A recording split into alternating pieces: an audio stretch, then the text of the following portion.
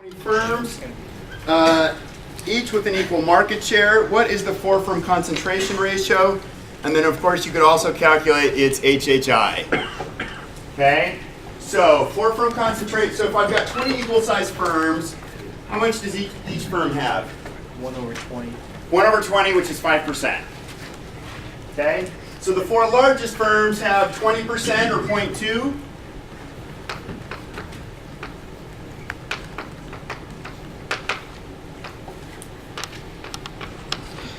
Okay, the HHI, so I've got 5% times 20 is going to be an HHI of, what a minute, it's 5 squared. So it's going to be 20 times 25, which is whatever that is, 400 plus. But if we go to the next one, what does an HHI of 0 mean and an HHI of 10,000? Okay, what does an HHI of 10,000 mean? It's a monopolist, because 100 squared is 10,000. That's why it's bounded from 0 to 10,000. So the higher the number, the greater the market power, the market concentration. Okay, 10,000 is one firm with a monopoly. 100 firms, each with 1% market share, is an HHI of 100, and that's close to what we would consider perfect competition. Okay.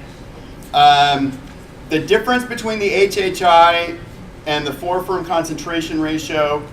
So one is obviously the HHI takes into account all firms in the industry. The four-firm concentration ratio only does the four largest.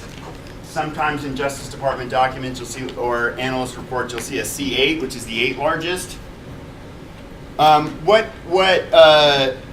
Herfindahl and Hirschman came up with, Gini, so if you do the Gini index of inequality is also like a Herfindahl index. They're all kind of the same thing. The squared term puts more weight on larger firms. So he thought if there were a few really large firms, that's different than 4 25% firms. So, or if there's one really large firm with 80% of the market, that was different. And so his measure puts more weight on that. Okay. Number 3, when economies of scale are large, firms can reduce their average total cost by, the answer is B, merging into an even larger firm, or buying another firm, right? So that's essentially what AT&T and T-Mobile, or T-Mobile, who is T-Mobile trying to merge with now? Sprint.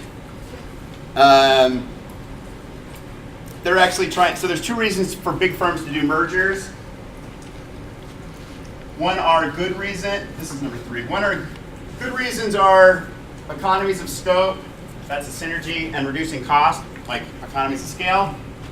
Bad reasons are it increases your Herfindahl index, like you increase market power so you can raise prices. I think they're kind of the latter.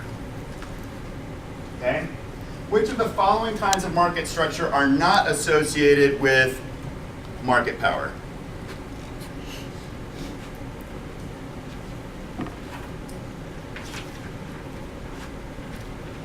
The answer to 4 is B, perfect competition. Monopolistic competition has a little bit of market power. Not a lot, but some. Okay. What is the difference with monopolistic competition? Differentiated part. Okay. So each firm, under perfect competition, we assume they're selling identical, homogeneous goods. Okay. Under monopolistic competition, they're each selling a slightly, Evan, just one second, a variation, like they're slightly differentiated products, and to the extent that they're differentiated, there's a little bit of market power so they can increase prices. So the example I gave in class, and kind of my go-to example, is hamburgers. So Carl's Jr., Five Guys, In-N-Out, McDonald's, Wendy's, they're all selling hamburgers. They're a little bit different, so people have preferences, so they're willing to pay more for some than they are for others. Okay, Emmett. Yeah, they basically have a license to make that one thing, right? It's not even a license because there's nothing preventing that somebody else could imitate. But to the extent that it's differentiated and people have preferences in the short run, they can raise prices. And if there are profits in both perfect competition and monopolistic competition, if there are profits in the short run, we expect firms to enter to drive those profits down towards an economic profit of 0. Number 5, oligopoly differs from monopoly as follows. Okay, oligopoly involves a few firms. Monopoly involves a single firm. Is that true? Yes. Oligopoly uses advertisement. Monopoly does not use advertisement. Is that true? No, they can both advertise. Monopolies will tend to just advertise less because where else are you going to go? Oligopoly involves free entry. Monopoly involves no free entry. That's not true. So the opposite of free entry are barriers to entry, and there are barriers to entry under both oligopoly and monopoly. And D is sort of a combination of those above. So the answer is A. Yeah. So since you took out a section about oligopoly, what else should we know about it besides that it comprises of a few firms and there's barriers to entry and exit? That's about it. That's it. So just the conceptual stuff like this. Okay, in perfect competition, which is not true? Every firm has, let's see, so every firm has a small but perceivable market power. Is that true in perfect competition? No, that's monopolistic competition. There are a large number of firms. That's true. Firms are price takers.